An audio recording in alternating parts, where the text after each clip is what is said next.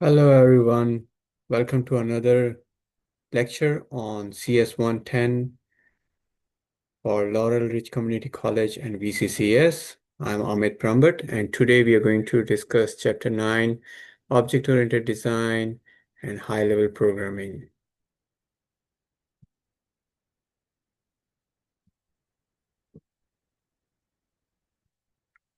So welcome to Chapter 9, where we explore object-oriented design and high-level programming languages.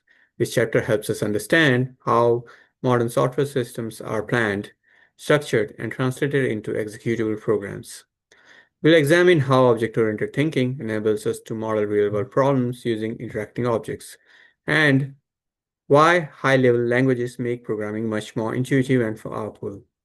By the end, you'll know how object-oriented design shapes program structure, how translation looks tools like compilers and interpreters work, and how programming paradigms define entire families of languages.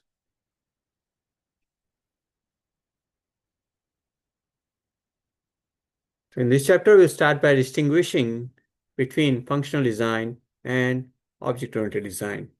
We'll talk through the stages of OOD process and learn to apply them into real-world problems. We'll also identify and explain the three essential ingredients that make programming language object-oriented. These goals will help you understand how different design methodologies shape the structure of programs and influence how we think about problem solving in computing.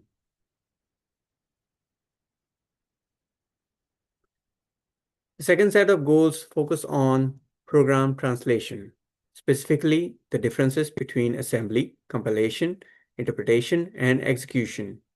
We'll also look at four major programming paradigms and examine languages that represent each. Finally, we discuss data types, strong typing, and how both top-down and object-oriented design ideas appear in real programming languages. These goals help us connect theory with the tools developers use every day.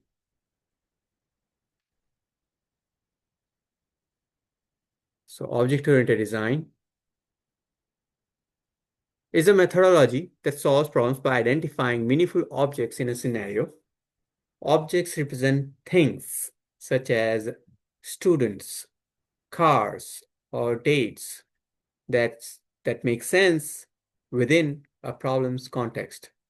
Each object bundles data and responsibilities, allowing us to model solutions in a natural, intuitive way.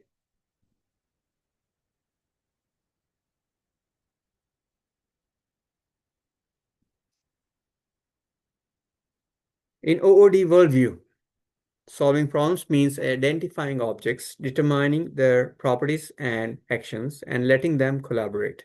Instead of focusing on tasks, we focus on entities interacting to reach a goal.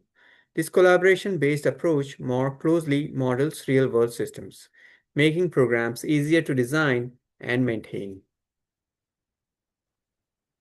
This analogy explains OOD using a real-life situation, making dinner with a friend.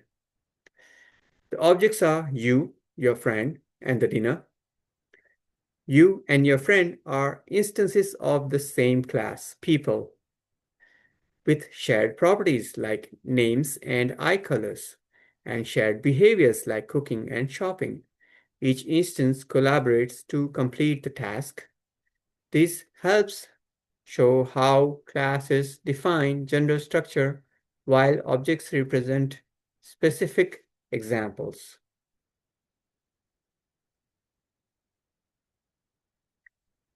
Classes versus objects. Here we formalize the definition. Class describes a group of similar objects. Object is an instance of that class. Classes include fields representing properties and methods representing behavior.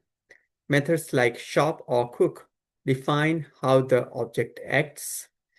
These building blocks are foundational to object-oriented design.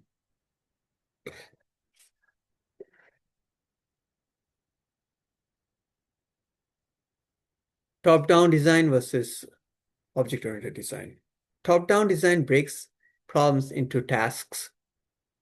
Object-oriented design breaks them into collaborating objects. The shift reframes the entire design process.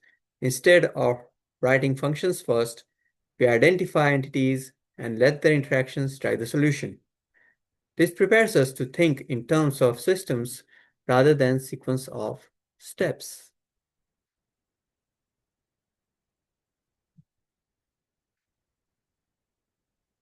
OOD process begins by identifying real-world objects in the problem.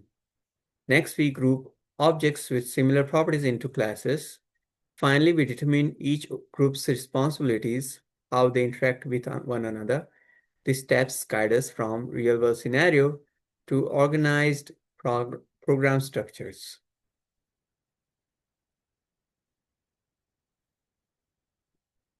Oops, go back to the slide. Mapping real world to classes. Now think of design as a mapping from this illustration. This is how one can map design, map between real world objects and classes that represent them. For example, data class might represent birth dates, marriage dates, and any other dates that are related. And object-oriented design helps us translate the intricate real world into a clean, structured abstractions, as is given in this example.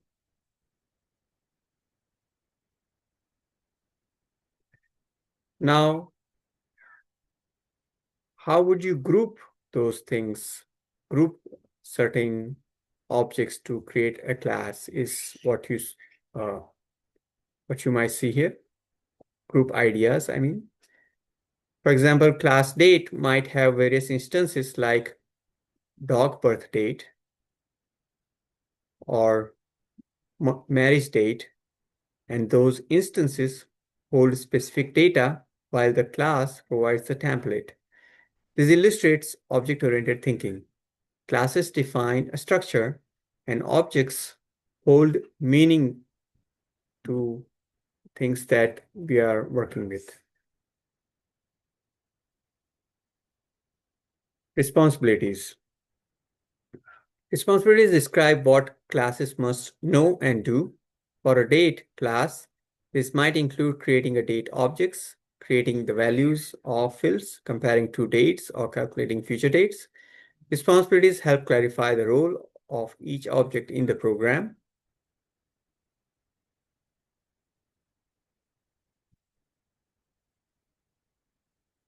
And the last slide here is about methods and how we can connect responsibilities to methods. In the program world, responsibilities become methods like getDay or getMonth. These methods define how objects access information and carry out tasks. This connection between real world and behavior and code brings OOD to life.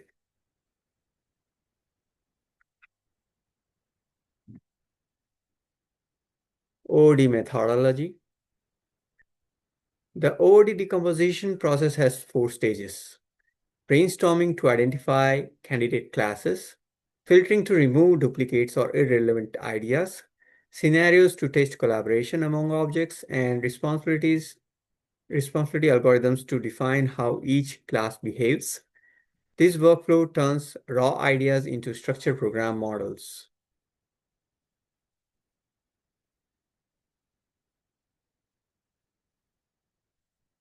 Now, brainstorming is what generates possible classes through fast, free-flowing idea generation.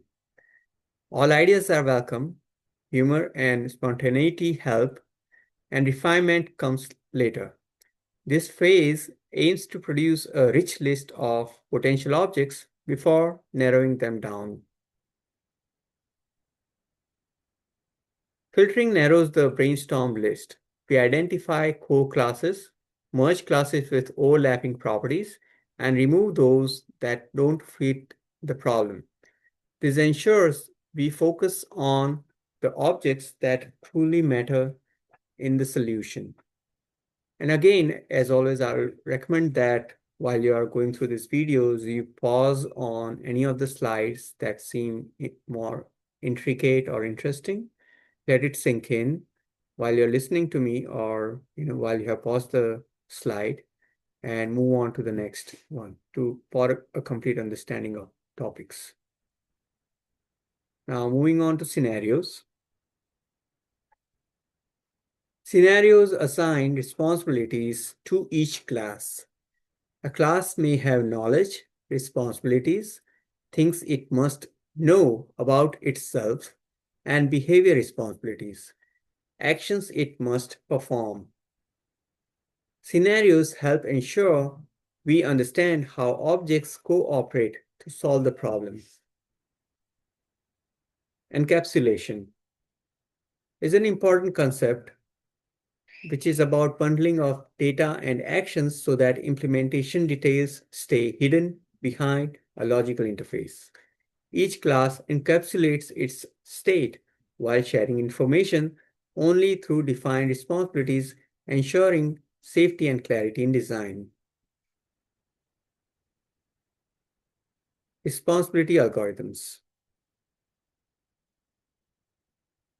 Responsibility algorithms define how responsibilities are carried out.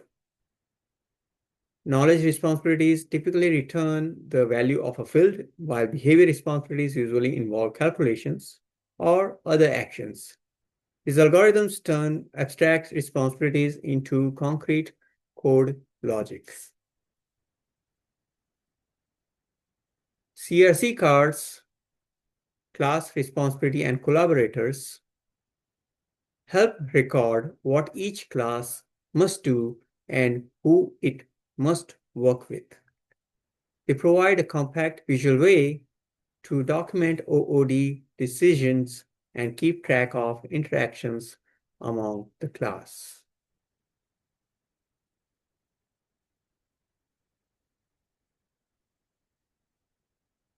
Computer example shows how brainstorming and filtering apply to designing an address list program. Circling nouns and underlining verbs helps reveal potential classes and responsibilities.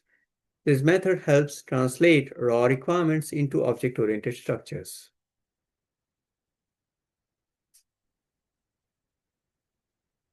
CRC cards. Think of additional responsibilities for the class being designed. Expanding responsibilities ensures classes are complete and fully capture the capabilities needed for collaboration.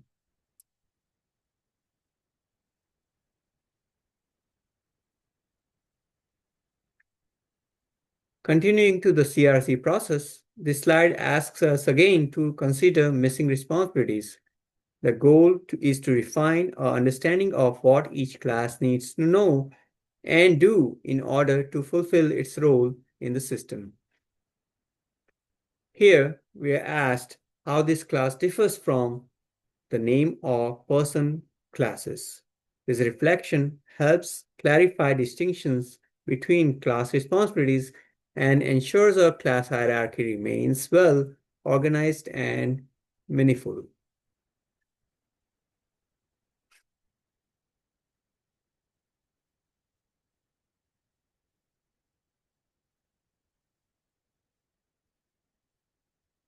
Now, here we see responsibility algorithms. I would suggest that you pause the slide and let it sink in, where we see two different kind of functions called initialize, tells name to initialize itself, and the print tells name to print itself. And read through each of the lines and see what it's trying to do. So the responsibility algorithm for actions like initialization and printing is what we want to illustrate here. The example shows how objects collaborate by invoking each other's responsibilities, reinforcing the core OOD idea of communication among the objects.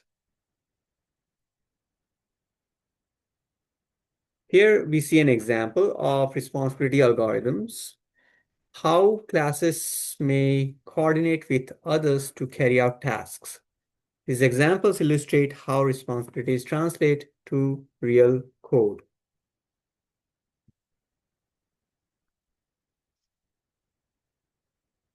Object-oriented phases. Here we are mapping the entire OOD process, illustrating how problems transition from real-world concepts into structured program solutions. The figure visually connects requirements, design, and implementation into one coherent workflow.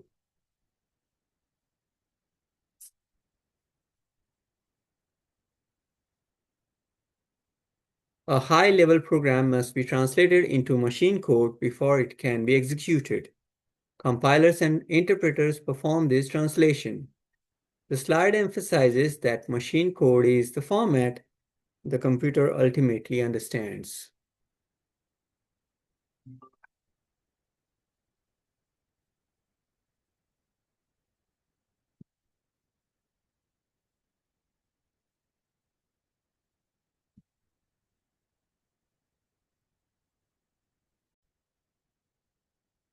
Compilers.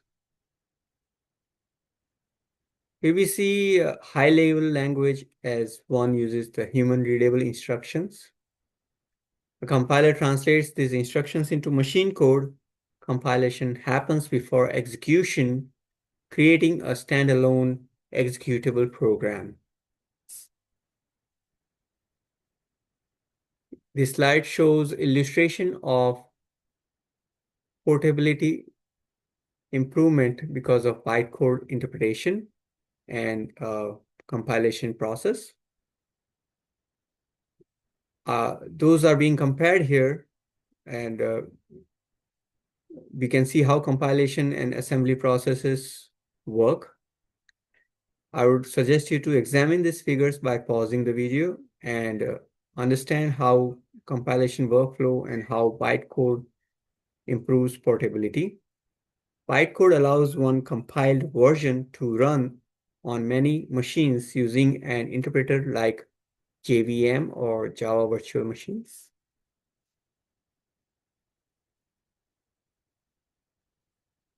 Interpreters translate and execute statements one at a time. Unlike compilers or assemblers, which produce machine codes first, and interpreters act as simulators, translating each statement and executing it immediately. This makes interpreted languages flexible, but sometimes slower.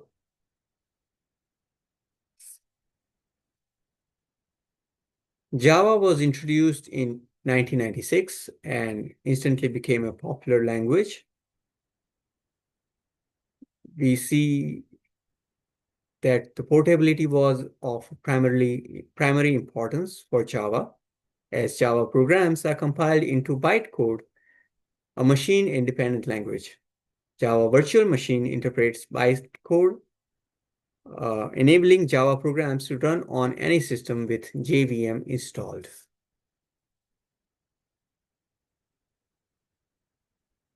Now, when it comes to portability, it's an ability of program to run on different machines. Compiler portability means the same source code can run anywhere a suitable compiler exists. Bytecode portability goes further. Bytecode can run anywhere with a JVM, regardless of the system architecture.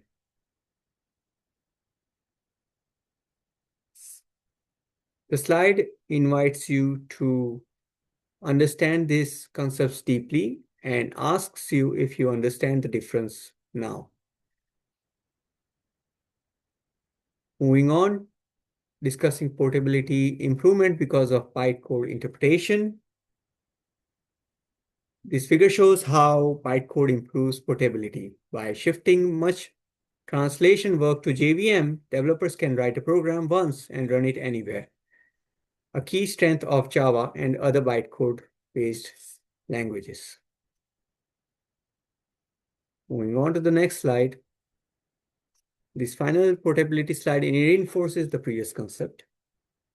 The figure illustrates how bytecode acts as a universal intermediate representation, dramatically increasing cross-platform compatibility.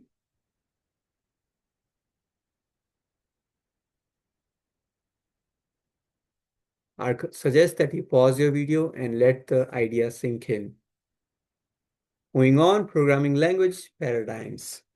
We now shift to programming paradigms.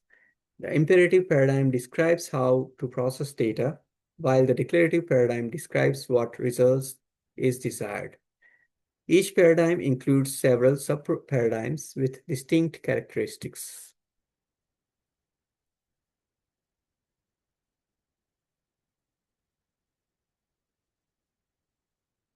This slide lists two major imperative sub-paradigms. Procedural languages like Fortran, C, and C++ focus on sequential instructions and subprograms. Object-oriented languages like Python, Java, and Smalltalk organize programs around objects and their interactions.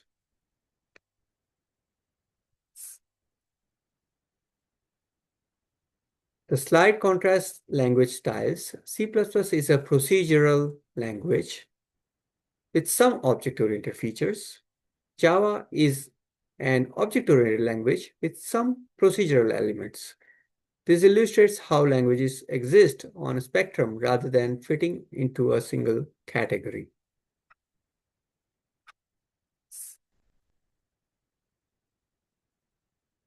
Declarative paradigm includes functional languages like Lisp, Scheme, and ML, which rely on mathematical functions, and logic languages like Prolog, which define facts, rules, and questions.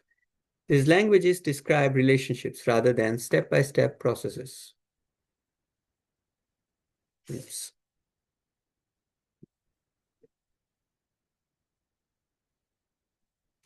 Okay. So here is a slide that shows example of scheme expressions, including arithmetic, list operations, and max functions. Scheme uses a prefix notation and treats programs as composition of expressions evaluated to produce values.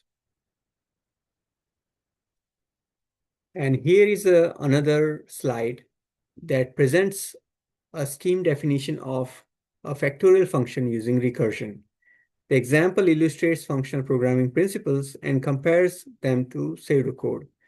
Functional languages emphasize mathematical elegance and recursion. The slide invites you to compare it to pseudocode algorithm and find out what this program is about.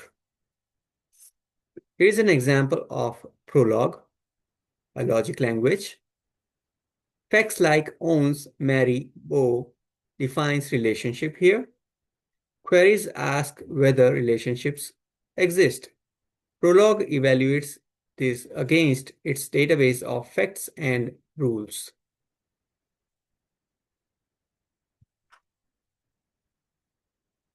Here's another slide for Prolog, where uppercase is a variable and lowercase is a constant.